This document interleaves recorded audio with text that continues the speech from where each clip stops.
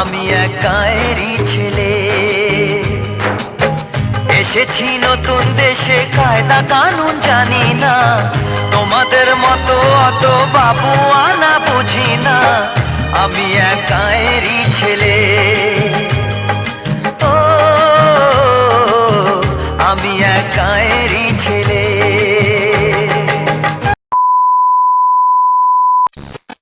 নমস্কার বন্ধুরা, আমি সন্দীপ বিশ্বাস। কেমন আছো তোমরা? আমি তো একদমই ভালো না, কারণ অনেক দিন থেকে কিন্তু জ্বর হয়েছে, এখনও প্রায় জ্বর কমছে না। দিদির বাড়িতে চলে এসেছে, আবার কিন্তু যখন ভিডিওটা এডিট করতে বসলাম তখন শুরু হয়েছে আরেকবার জ্বর। যাই হোক, আমার ভয়েসটা যদি একটু খারাপ হয় মার্জনা করো, আর একটু ধৈর্য সহকারে সম্পূর্ণ ভিডিওটা দেখে যাও। আর কেমন হয়েছে অবশ্যই কমেন্টে জানিও। দিদির বাড়িতে কিন্তু ভোটের আগে এসেছিলাম চড়ক মেলা দেখতে, আর এখানে এসে কিন্তু অসুস্থ হয়ে যাই। তারপর ছোট জিজু, বড় জিজু, মাসি সবাই কিন্তু আমাকে ওষুধ এনে দেয় বা ওষুধ খাওয়াইটাও আমাকে ঠিক করে। তারপর কিন্তু ভোটের পরে আমি বাড়ি চলে আসি, কারণ অনেক দিন আগে যেহেতু এসেছিলাম আর এত একটা থাকতে ভালো লাগছে না। আমার সাথে দিদিও আসতে চেয়েছিল, দিদিকে আর আনিনি। আর জিজু বলেছিল ছোটো জিজু আমাকে বাড়ি নিয়ে আসবে, কিন্তু ছোটো জিজু আর আমার সাথে এত একটা কথা বলতে চায় না। আর ছোটো জিজু কিন্তু আমি বলা সত্ত্বে আর আমাকে বাড়ি পৌঁছায়ও দেয়নি।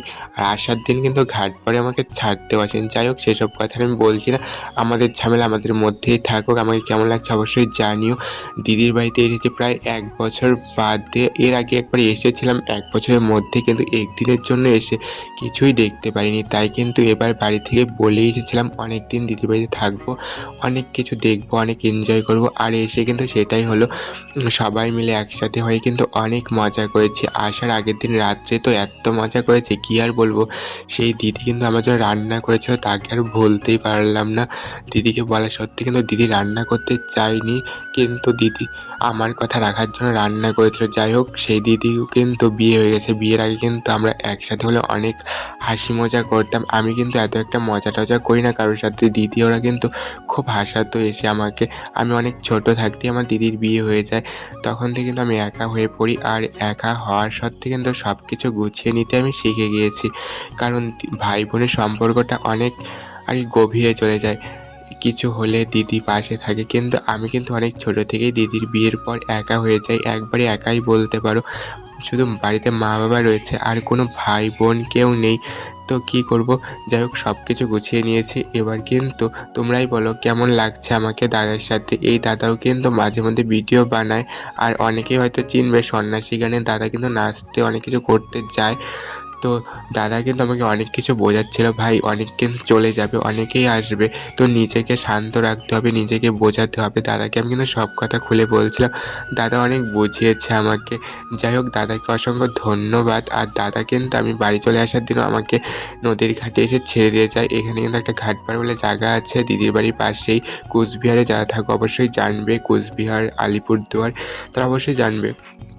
এই ঘাটপাড়ে কিন্তু আমাকে দাদা দিয়ে আসে, আর আমি যতক্ষণ নদী না পার হই ততক্ষণ পর্যন্ত দাদা কিন্তু ঘাটের মধ্যেই বসে থাকে। দাদাকে অসংখ্য ধন্যবাদ।